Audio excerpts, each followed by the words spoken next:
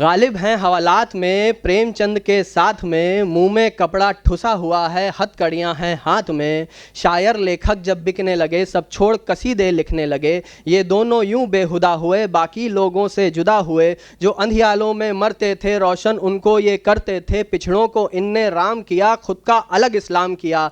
इनकी इतनी औकात बड़ी, हाकिम के सीधी लात पड़ी। तब उसने भेजा ठुल्लों को, कुछ पंडित प्रीस्ट और मुल्लों को। फिर इनका ऐसा हाल हुआ, दम लेना भर भी मुहाल हुआ। शायर फिर भी वो मरा नहीं, और कथाकार भी डरा नहीं। नाखून कलम से दिखने लगे, वो दीवारों पर लिखने लगे। जीवन बंधन जब तोड़ गए, बस एक संदेशा छोड़ गए कि बोलन से तुलसी हुए, बोलत रहे कबीर।